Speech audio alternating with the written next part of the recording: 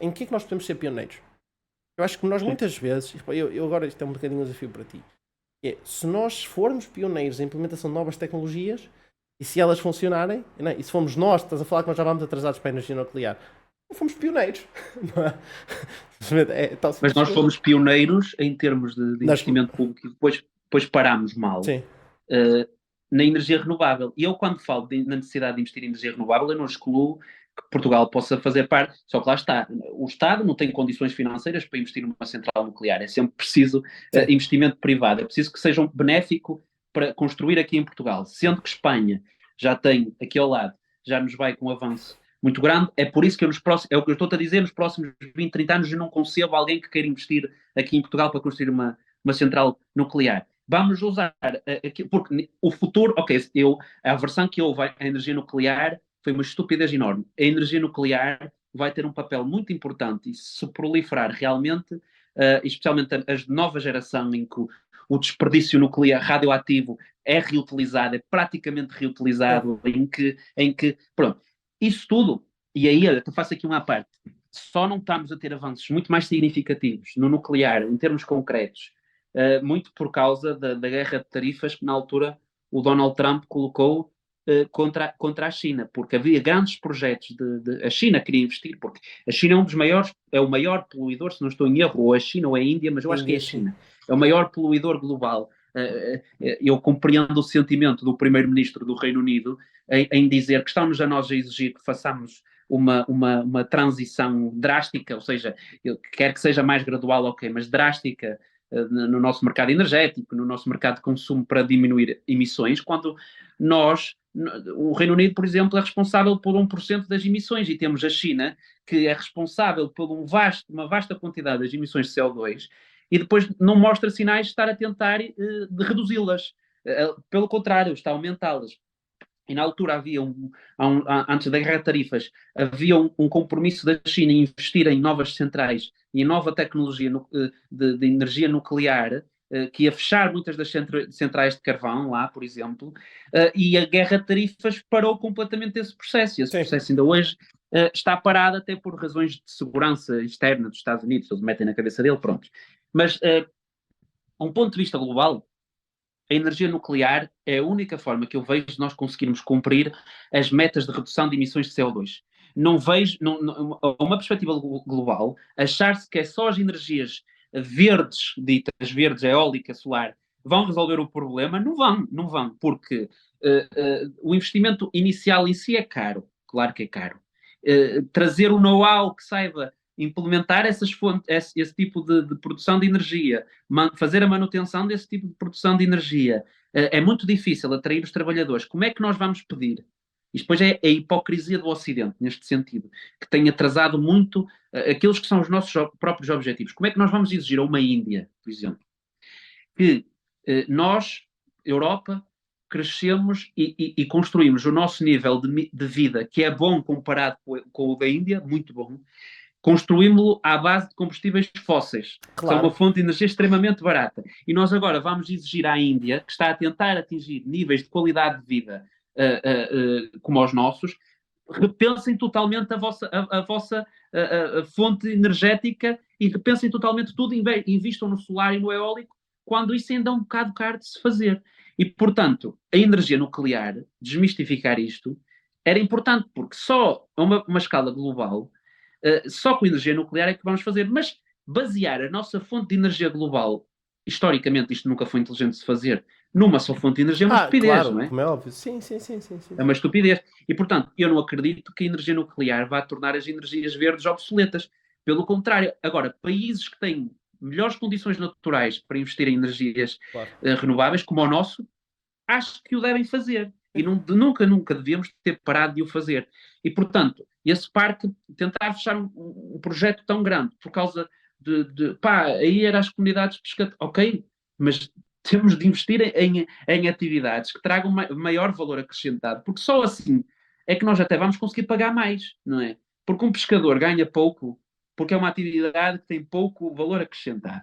Se nós atrairmos no espaço onde havia, se calhar, pesca, construirmos um parque eólico onde se possa extrair energia e trazer mais valor acrescentado, ou seja, arranjar pagar-se mais a trabalhadores, ter trabalhadores mais qualificados, porque não é um pescador que trata, que faz a manutenção.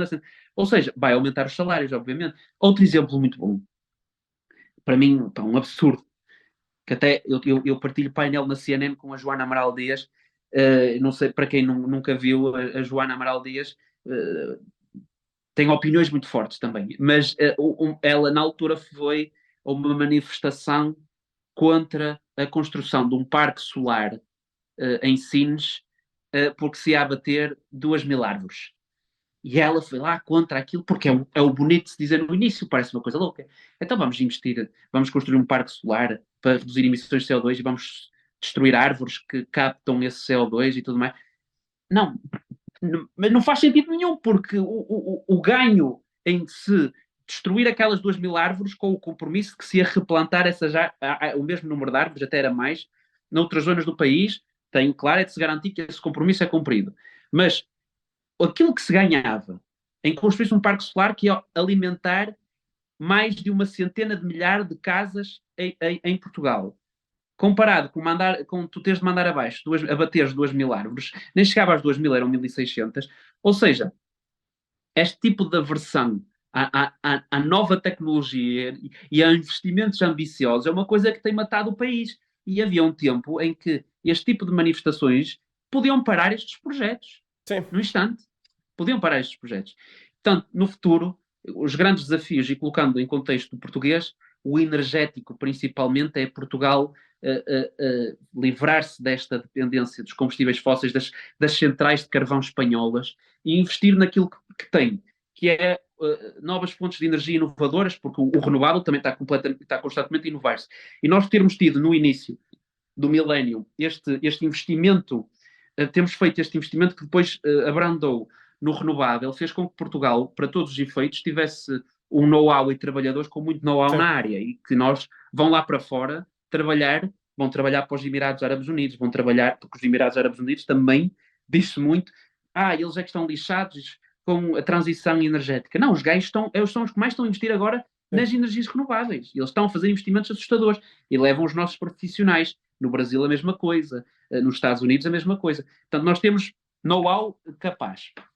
Eu colocava esse desafio. E depois, como na política eu acredito que os próprios políticos exigem a si próprios legislarem sobre aquilo que não entendem, e depois, ou quando não entendem, que se calhar é o principal, tentam fingir que entendem e por isso atrasam o processo todo de legislação, de investimento, porque não sabem fundamentalmente do que estão a falar. E eu sou a favor de se criar o Ministério da Inovação, que é um ministério que se dedique totalmente. Sim. O ministro tem de ser alguém, um técnico, não pode ser alguém, não pode ser um político, não pode ser alguém dos quadros do PSD, do PS. Tem de ser um técnico, tem de ser um tecnocrata, como tu disseste muito bem. E seja um ministério que se responsabiliza, acima de tudo, para construir aquela que é a visão, depois definindo-se, lá está, depende do governo. E eu gostava que depois os vários governos, seja PS, PSD, seja o que for, mantivessem essa ideia do Ministério da Inovação. Sim. Em que, e até que mantivessem o ministro, por exemplo.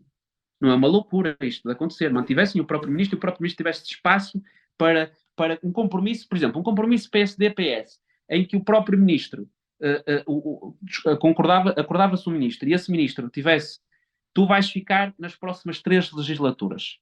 Estás a entender? Vais ficar nos próximos 15 anos, seja PSD ou PS. E ele pudesse desenhar a estratégia do país em áreas fundamentais, como a energética, como a abordagem do Estado, a legislação em torno da inteligência artificial, a implementação da inteligência artificial nos serviços públicos, para melhorar, por exemplo, em que eu, há pouco, estava a tentar ligar há uns dias para renovar o meu cartão de cidadão, e aquele era uma atendedora, e depois eu tive de esperar muito tempo, porque lá está, era um ser humano, e eles são limitados, tive de esperar, e antes disso eu achei piada a diferença, e eu liguei ao meu banco, e o meu banco já tinham, eu não fazia ideia, já não ligava ao meu banco há anos, ia ao balcão, eu nunca precisei, e liguei ao meu banco antes de ligar para me renovar o cartão de cidadão por causa de um problema do meu cartão, e aquilo foi um robô que me atendeu, e eu achava que esse robô era só aquela mensagem inicial e depois iam-me direcionar a uma atendedora. Não, o robô perguntou-me, olha, mas o que é que tu queres? E eu fiquei assim um bocado confuso, o quê? Eu agora tenho de falar. E eu falei,